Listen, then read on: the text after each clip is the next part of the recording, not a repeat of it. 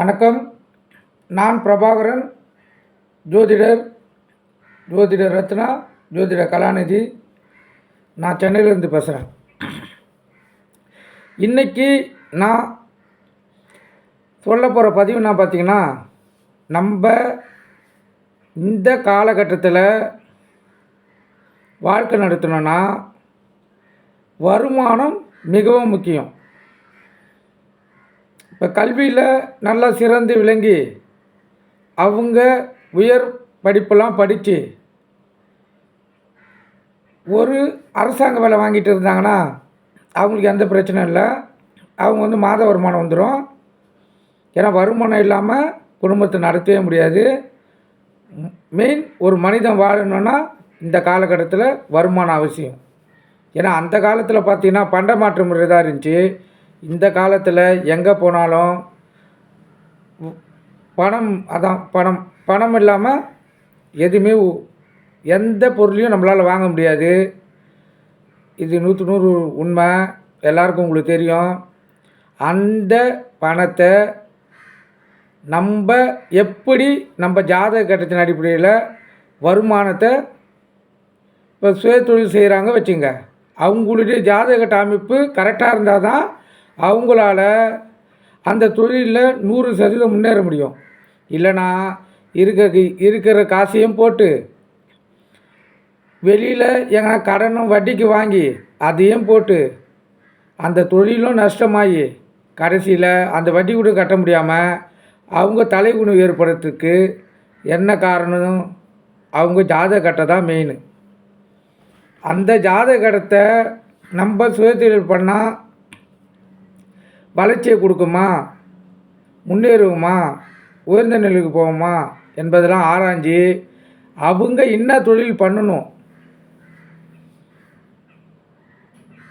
கொஞ்ச நேரம் பொறுமையாக ஜாதகத்தை பார்த்தீங்கன்னா உங்களுக்கே தெரியும்.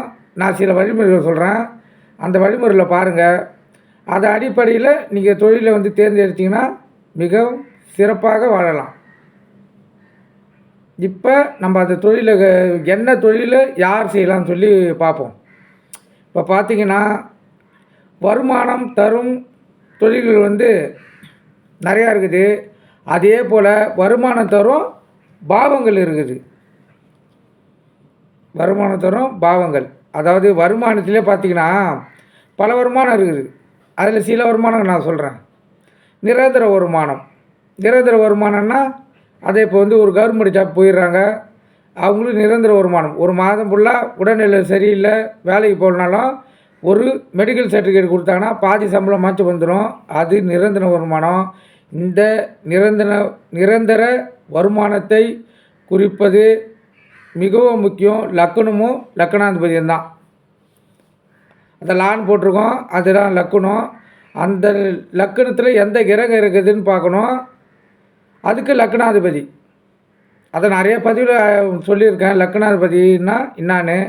இப்போ லக்னாதிபதினா அந்த பதிவுகளை பார்த்தீங்கன்னா தெரியும் ஒரு கிரகத்துக்கு என்ன லக்னாதிபதினு. இல்லை இந்த பதிவில் சொல்லனாலும் சொல்கிறேன். ஏன்னா ஒரு பதிவு நீங்கள் தேர்றதுக்கு பதில் ஒரு பதிவில் சொல்கிறது உங்களுக்கு கொஞ்சம் ஈஸியாக புரியும். இப்போ மேசன்னா செவ்வாதா லக்னாதிபதி. மேசன்னா செவ்வாதா லக்னாதிபதி. ரிஷபன்னா சுக்கிரன் தான் லக்னாதிபதி. ரிஷபன்னா சுக்கிரன். ஆமாம். மிதுனன்னா புதன். மிதுனன்னா புதன். கடகன்னா சந்திரன்.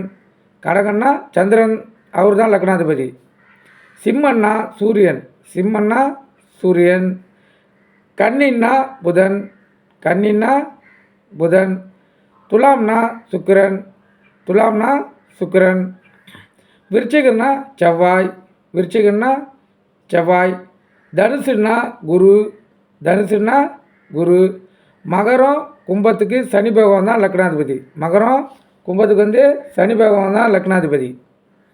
அதே போல் கடைசி ராசியான மீன ராசிக்கு லக்னாதிபதி குரு.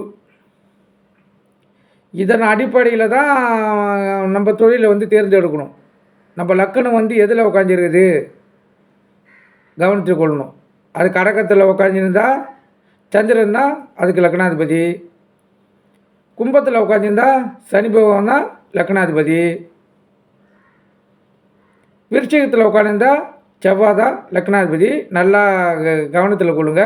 அந்த லக்னாதிபதி அடிப்படையில், ஏன்னா லக்னாதிபதினா நம்ம தான். நம்ம எந்த தொழில் செய்யணும், எப்படி வாழணும், மனைவிகள் பிள்ளைகளோடு வாழணுமா, இல்லை கல்யாணம் ஆகாதுமே வாழணுமா, இல்லை கல்யாணம் ஆகி பிரிவினை கொடுத்து வாழணுமா, நம்மளுக்கு பிறக்கும் பிள்ளைகள் நம்மளை பாதுகாப்பாங்களா, நல்ல ஜாப்புக்கு போய் உயர்ந்த நிலைக்கு அவர்கள் செல்வார்களா, நம்மளை மதிப்பும் மரியாதையுமாக பிற பேர் பார்க்க வைப்பார்களா என்பதெல்லாம் அந்த கூறுவது அந்த ஒரே கட்டம்தான் லக்னாதிபதி. இந்த லக்னாதிபதி நல்லா இருக்கணும். நல்லா கவனத்தில் கொள்ளுங்க. அந்த லக்னாதிபதி நல்லா இருந்தால் மட்டும்தான் மிக சிறப்பு. சரி, நிரந்தர வருமானம் சொல்லிட்டேன். ரெண்டாவது உழைப்பு இல்லாமல் வருவது. உழைப்பு இல்லாமல் ஒரு வருமானம்னா, இப்போ அவங்க இவருக்கு லக்கணம் பலமாக இருக்கும். அவங்க பாட்டன் சொத்து, அப்பா சொத்து, பங்காளிகள் சொத்து, அதுபோல் சொத்துலாம் இருக்குது. ஏன்னா பங்காளிகள் வாரிசு இருக்காது. வாரிசு இல்லைனால இவங்களுக்கு கொடுத்துருவாங்க அந்த வயதானவர் தம்பதிகள். அதுபோல் இடத்த குத்தகைக்கு விடுவார். இப்போ வீடு கடைலாம் இருந்துச்சுன்னா வாடகை விடுவார். அதுலேயே லீஸுக்கே விடுவாங்க. இது போல் உழைப்பு இல்லாமல் அவருக்கு வருமானம் வரும். இதுக்கு லக்கணம் பலமாக இருக்கணும். லான் போட்டிருக்கேன்னா மிகவும் பலமாக இருக்கணும். அப்போ தான் அந்த வருமானம் அவருக்கு கிடைக்கும். ஆனால் இந்த பிறப்பிலேயே இந்த வருமானத்தை வச்சு வாழறவங்க தான் மிகவும் உல்லாச வாழ்வார்கள். ஏதாவது எந்த டென்ஷனுமே இருக்காது, நிம்மதியான வாழ்க்கை வாழ்வாங்க. இவங்களுடைய டென்ஷன் என்னன்னா, நாளைக்கு நம்ம இன்னும் எந்த இடத்துக்கு போகலாம், என்ன பிளான் போடலாம், அதை பற்றி தான் அவனுக்கு திங்கின்னு, அதாவது சிந்தனை இருக்குமே தவிர, நாளைக்கு நம்ம உழைச்சா தான் நம்மளுக்கு சாப்பாடு, நம்ம இந்த வேலைக்கு போனால் தான் சாப்பாடுன்னு அவர்களுக்கு அந்த சிந்தனை இருக்காது. இதுதான் உழைப்பில்லாமல் வர வருமானம். இதுக்கு லக்கணம் மிகவும் பலமாக இருக்கணும். அப்போ தான் இந்த வருமானத்தை பெற முடியும். இந்த வருமானத்தை பெறறதுக்கு அவங்க போன பிறவியில் பண்ண புண்ணியமும் இவங்க முன்னோர்கள் பண்ண புண்ணியமும் இவங்கள சாரும். அதனால் இந்த வருமானத்தை மிக எளிதில் பெற்று மிக மகிழ்ச்சியாக வாழ்வார்கள். அடுத்த வருமானம் குடும்ப வருமானம். இந்த குடும்ப வருமானத்தை குறிக்கிறது 2ஆம் பாகமும் 7ஆம் பாகமும் குடும்ப வருமானத்தை குறிக்கிறது. அதாவது கணவன் மனைவியுடைய வருமானத்தை குறிக்கிறது. இப்போ 4ஆம் பாகம் குடும்பத்தில் இருக்கிற மொத்த பேரும் குறிக்கிறது. அந்த லக்கணத்துலேருந்து லான் போட்டிருக்கோம். அந்த கட்டத்துலேருந்து 2ஆவது இடம், அதுலேருந்து 7ஆவது இடம். இப்போ 2ஆவது இடம்ன்றது கணவனும் மனைவியும் இணைந்து வேலைக்கு போவாங்க. அது குடும்ப வருமானமாக மாறும். இப்போ 7ஆவது கட்டம் என்பது மனைவி உண்டு வேலைக்கு போவாங்க. அதாவது கணவர் வேலைக்கு போக மாட்டார். இந்த அம்மா சம்பாரிச்சின்னு வர்றதில் அவர் தேவையை பூர்த்தி செய்துக்கின்னு சும்மா சுற்றி வந்துக்கின்னு வேலைக்கு போகாமல் அவர் மட்டும் உல்லாச வாழ்க்கை வாழ்வார். ஆனால் இந்த அம்மா கடினமான உழைப்போ இல்லை கவர்மெண்ட் ஜாப்போ ஏதோ இவங்க உழைப்பால் கொண்டு அவருக்கும் உணவளித்து பிள்ளைகளுக்கும் உணவளித்து படிக்க வைப்பாங்க. இது பூர்வ பின்ன கர்மாவின் அடிப்படையில் தான் இந்த அம்மாவுக்கு அந்த வாழ்க்கை அமையுது. அதை யாரால் மாற்ற முடியாது. அது 7ஆவது கட்டத்தின் நிலையை பொறுத்து இருக்குது. மனைவியால் இந்த ஜாதகர் வாழ வேண்டிய தலையெழுத்து இருந்தால் மனைவி தான் அவரை காப்பாற்றி ஆகணும். இது குடும்ப வருமானம். நல்லா புரிஞ்சுங்க, இது குடும்ப வருமானம். அடுத்தது மாத வருமானம். மாத வருமானம் என்பது இப்போ ப்ரைவேட் ஜாப், கவர்மெண்ட் ஜாப்பும் வரும். ஆனால் அதில் வேலைக்கு போகணுன்னாலும் சம்பளம் கொடுத்துருவாங்க. இந்த ப்ரைவேட் ஜாப்பில் போனால் தான் சம்பளம் தருவாங்க. மாதம் வேலைக்கு போனால் தான் அவங்களுக்கு வருமானமே கிடைக்கும். இது மாத வருமானம். நல்லா கவனத்தில் கொள்ளுங்கள். இந்த மாத வருமானத்தை குறிக்கிறது 6ஆம் பாகம். லக்கணத்துலேருந்து 6ஆம் பாகம் தான் இந்த மாத வருமானத்தை குறிக்கும். அந்த 6ஆம் பாவத்தில் உங்களுக்கு அந்த ஜாதகருக்கு நல்லது செய்யக்கூடிய, அதாவது நல்லது செய்யக்கூடிய அதிபதிகள் அங்கே இருந்தாங்கன்னா அவங்களுக்கு இந்த மாத வருமானம் தடையில்லாமல் வரும். அதை குறிக்கிறது 6ஆம் பாகம் கருத்தில் கொள்ளுங்கள். ஓரளவு உங்களுக்கு புரிஞ்சிச்சு, அது ஜாதகம் தெரிஞ்சிச்சுன்னா சொல்லிடலாம், பார்த்தா தெரியும். இப்போ நான் சொல்கிறத வச்சு ஒரு பதிவாக பார்த்தீங்கன்னாவே கொஞ்சம் கொஞ்சமாக புரிய ஆரம்பிச்சிடும். அதுலேருந்தே நீங்கள் கண்டுபிடிச்சிடலாம். அடுத்தது முதலீடு வருமானம். முதலீடு வருமானம் என்பது தன் கையில் காசு இருந்தாலும் சரி, இல்லை வட்டி வாங்கி போட்டு செய்தாலும் சரி, அது முதலீடு வருமானம். அதுக்கு 10ஆம் பாகம் மிக மிக முக்கியம்.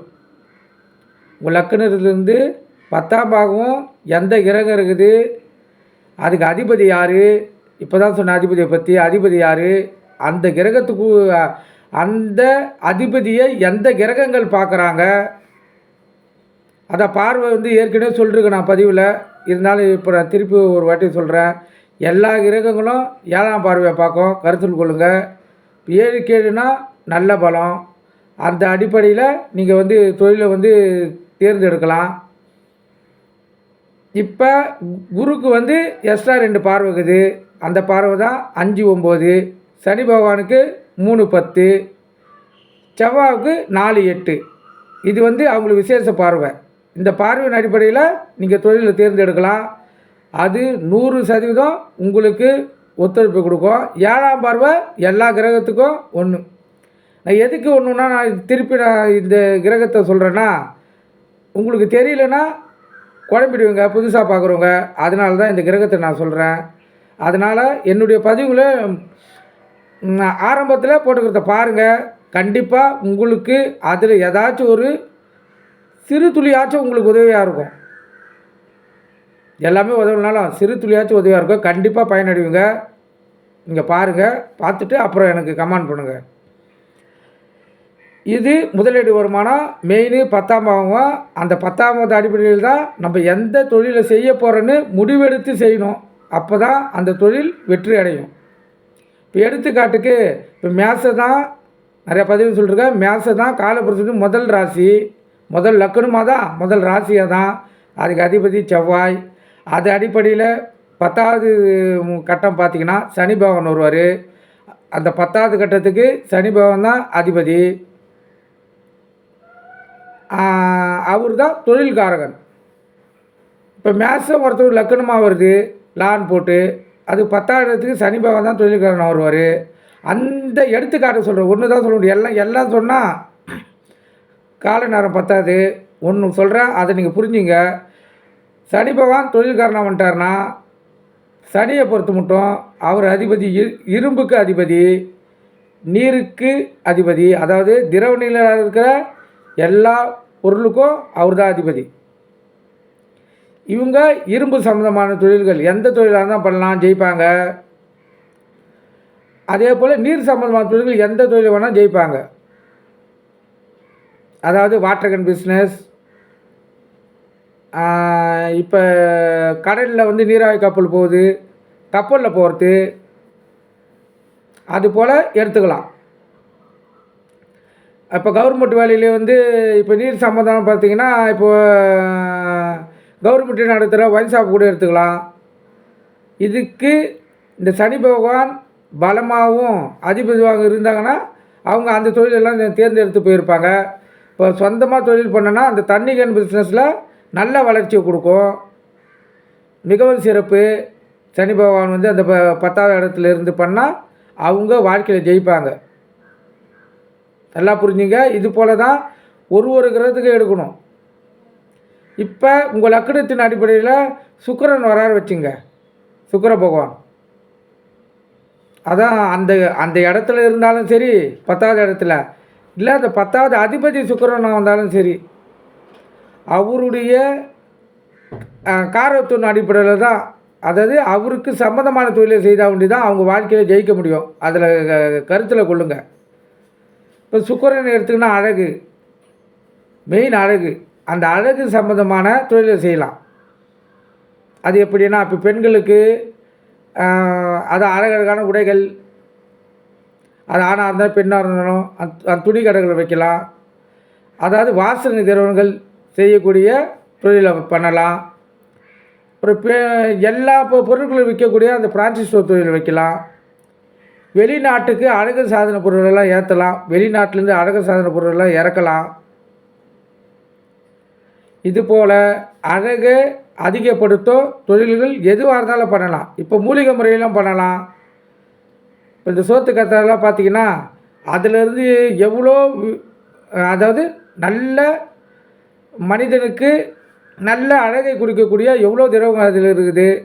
அதை வச்சு கூட பிஸ்னஸ் பண்ணால் நல்லா முன்னேறலாம். அது யூடியூப்லாம் பார்த்திங்கன்னா அந்த சோத்து கத்தாழை போட்டாவே வந்துடும். அது அடிப்படையில் அந்த தொழிலை செய்தால் அவங்க 100% அவங்க வாழ்க்கையில் முன்னேறுவாங்க. நல்லா கருத்தில் கொள்ளுங்க. அந்த 10வது ஸ்தானம் தான் அவங்களும் தொழிலை தீர்மானிக்கிற ஸ்தானம். அதாவது தொழிலை தான் தீர்மானிக்கும் தவிர முதலாளி ஸ்தானத்தை அது தீர்மானிக்காது. முதலாளி ஆகணும்னா அதுக்கு சூரியன் பலமாக இருக்கணும். சூரியன் ஆட்சி பெற்று இல்லை உச்சம் பெற்று இல்லை மூலத்திற்கவனம் பெற்று இருந்தால் மட்டும்தான் முதலாளி ஆக முடியும். நல்லா கருத்தில் கொள்ளுங்கள். அப்படி இருக்கிறவங்க கண்டிப்பாக முதலாளி ஆகிடுவாங்க.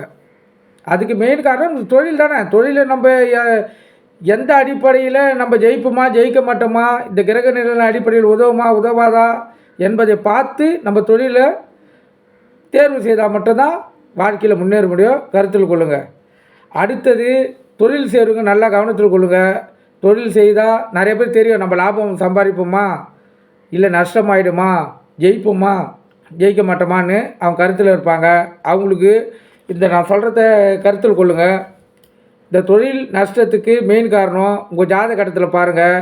எந்த இடத்துல இருந்தாலும் சரி சனி ப்ளஸ் ராகு சேர்ந்துருக்காங்க பாருங்கள். அவங்க தயவு செய்து சொந்த தொழில் செய்யவே கூடாது.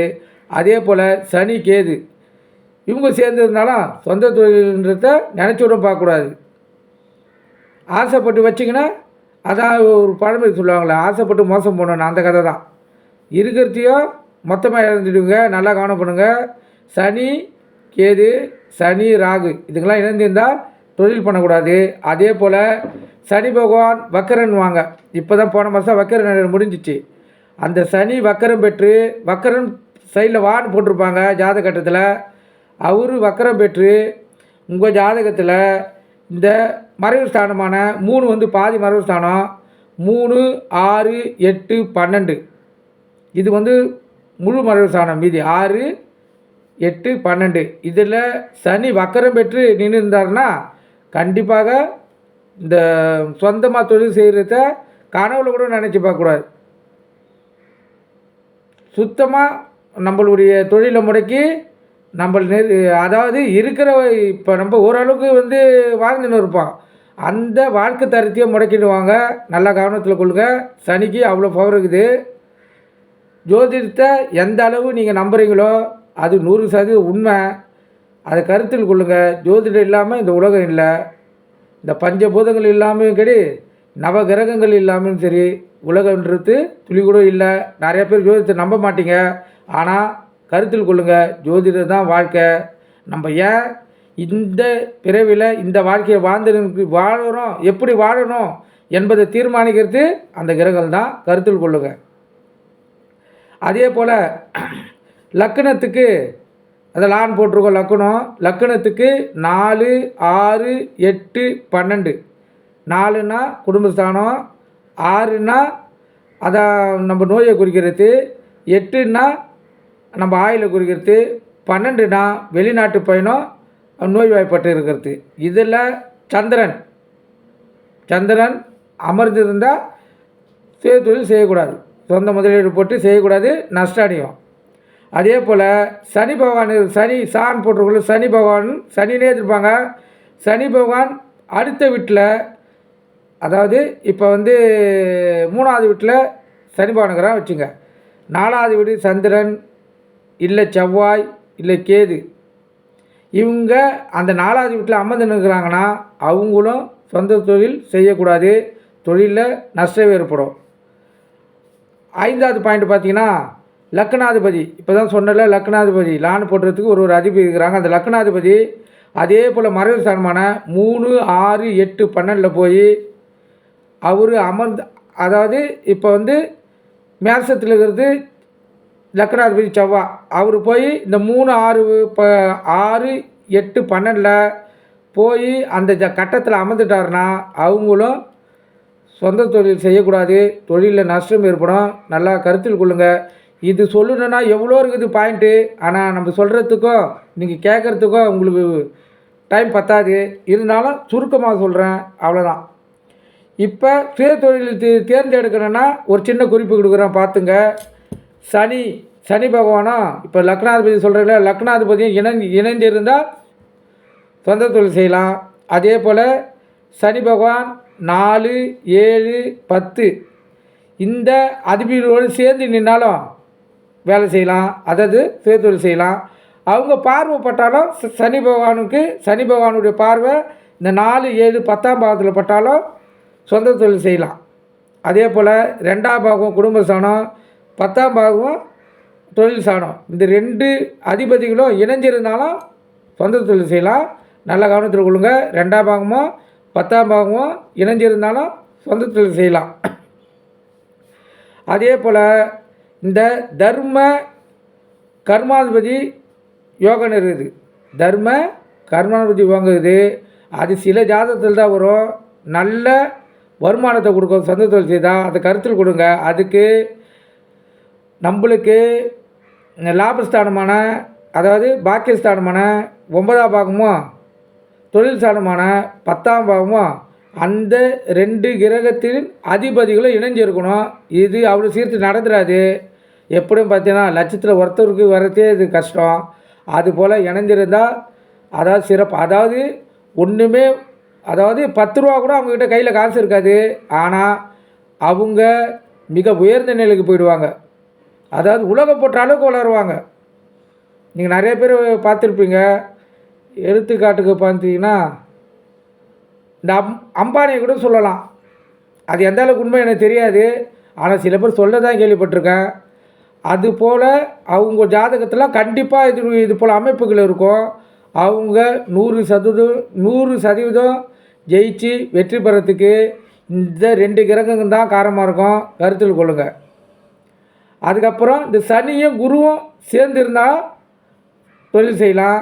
சனி குருவை பார்த்தாலும், குரு சனியை பார்த்தாலும் சொந்த தொழில் செய்யலாம். குரு சனி வீடு பரிவர்த்தனை. இப்போ இந்த அதிபதி சொல்லக்குள்ள சொன்னேன். இப்போ தனுசு மீனத்துக்கு குரு அதிபதி. அதே போல் சனி மகரத்துக்கும் கும்பத்துக்கும் அதிபதி. இவங்க வீடை மாற்றி உக்காந்துருந்தாலும் சொந்த தொழில் செய்யலாம். நல்ல வளர்ச்சியை கொடுக்கும். கவனத்தில் கொள்ளுங்கள். சொந்த தொழில் செய்கிற ஆசைப்படுறவங்க இந்த அமைப்புகள்லாம் உங்களுடைய ஜாதகத்தில் இருக்குதான்னு பார்த்துட்டு அதுக்கப்புறமா சொந்த தொழில் செய்கிறதுக்கு முடிவெடுங்க. அது மிகவும் சிறப்பு.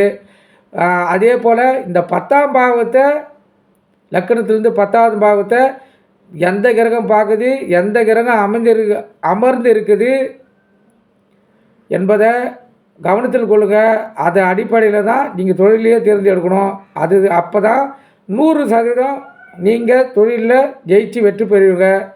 இந்த பதிவு உங்களுக்கு புரியலனாலும் திருப்பி ஒரு வாட்டி பாருங்கள், கண்டிப்பாக புரியும். சொந்தமாக தொழில் செய்கிறவங்க ஆசைப்படுறவங்க இதை கொஞ்சம் பொறுமையாக உட்காந்து பாருங்கள். வாழ்க்கையில் எம்பெருமான் அருளாலும், முருகப்பெருமான் துணையாலும், விநாயக பெருமான் ஆசீர்வாதத்தாலும் 100% நீங்கள் வாழ்க்கையில் வெற்றி அடைவீங்க என்பதை கூறி இத்துடன் என் உரையை நிறைவு செய்கிறேன். இந்த பதிவு உங்களுக்கு எந்த அளவுக்கு பிடித்திருக்கு என்பதை லைக் பண்ணுங்கள், ஷேர் பண்ணுங்கள், கமெண்ட்ஸ் பண்ணுங்கள், சப்ஸ்கிரைப் பண்ணுங்கள், பெல் பட்டனை அழுத்துங்கள்.